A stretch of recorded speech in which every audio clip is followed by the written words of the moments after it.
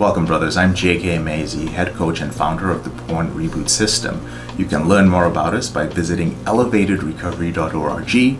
And if you are a man who's trying to end his out of control behavior with pornography, with masturbation, or if you have any other sort of sexually compulsive behavior, I release 4 videos a week and we cover a range of topics.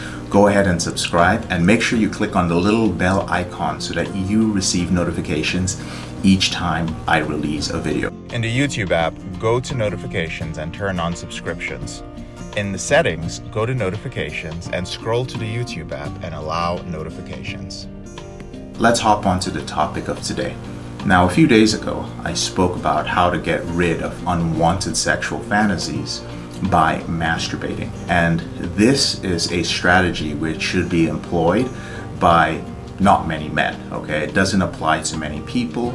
It is also a risky strategy, but the important thing is that it is a strategy that works for men who are slipping, for men who are still masturbating and still at a stage where they have no idea how to control their behavior.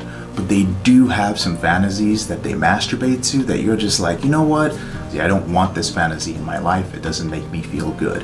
And that's the definition of an unwanted fantasy. Any sort of fantasy which falls out of the realm for you of normal, healthy sexual behavior.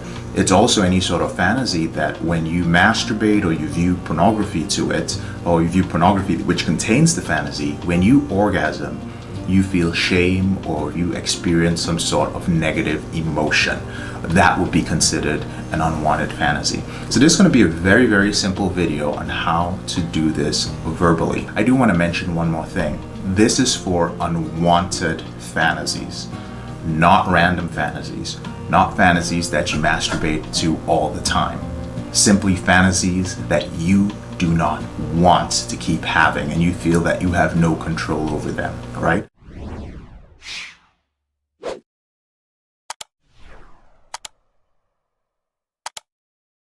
So to do this the right way, the first thing you want to do is you want to make sure that you are alone in a place where if you speak, no one is going to hear you. This isn't something that you can whisper.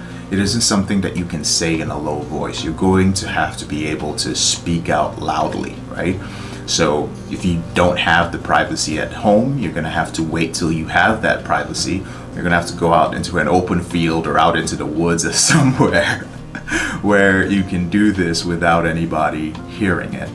The next thing I want you to do is I want you to take your phone or a clock or whatever and set a timer for 10 minutes. Then I want you to pick that unwanted fantasy and listen carefully. I want you to verbalize the entire fantasy in detail. That means you're going to open your mouth and you're going to step by step talk about what happens in that fantasy, with you being one of the participants in that fantasy. Again, I'm making it clear, this is an unwanted fantasy. It might be something which feels deviant to you. It might be something which, in some cases, if you actually engage in the fantasy, might be illegal, right? So be very wary of this prior to trying this exercise. But you are verbalizing it, and you cannot stop till your alarm has gone off after 10 minutes. You're going to feel very uncomfortable. A lot of different types of emotions are going to come up, but you can't stop. You absolutely can't. Once you're done and once the timer goes off, the next thing I want you to do is I want you to think, not verbalize. I want you to spend a few minutes, 1 or 2 minutes, thinking about an alternative fantasy where you are actually comfortable. So if you're in a relationship, think about a fantasy that involves your partner or a healthy, intimate sexual encounter with somebody that you are comfortable with. After hearing this, you might have some concerns. So you might be concerned, of course, that if you verbalize the fantasy, that it might make you even more aroused and put you at risk for a slip. But I want to make one thing clear. If this is truly an unwanted fantasy, when you verbalize it, you're going to experience a host of negative emotions, so many emotions that arousal is not going to be something that's possible. Also remember, you're verbalizing something which has only existed in the recesses of your mind. You've only ever watched it, It's only ever been in your head. Maybe for some of you, you write erotica, you write erotic stories, but you've never spoken it out. Your physiology is going to be completely different when you open your mouth and you say it. So you're not going to feel comfortable at the end of it. When you switch to a fantasy that you're more comfortable with, or a fantasy that involves intimate and healthy sexual behavior, you're going to experience a sense of relief. You're going to experience a sense of normalcy. Like, okay, this is actually something that is normal behavior, and it was super uncomfortable to actually open my mouth and talk about all those things. And that fantasy just doesn't seem as appealing to me as it once was. In fact, it's funny that I felt relieved to engage in a fantasy that was more healthy. I want you to do this about 3 or 4 times a week.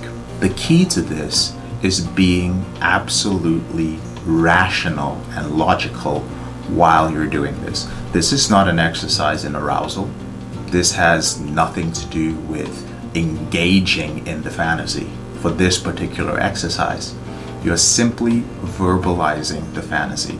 And don't worry, you're fully able to verbalize the fantasy because you've lived this unwanted fantasy many times, hundreds of times, via pornography or in your head. Now, if you feel that you're not going to be able to do this rationally, if you believe that you're going to abuse it and make it fantasy, if you already know that you're going to change up something about this strategy, like I always get guys who change things up. Even when I say follow it strictly as I laid it out, they'll be the guy who's like, well, I couldn't really say things verbally, so I recorded it into my phone and I put it in my ears and I listened back to it.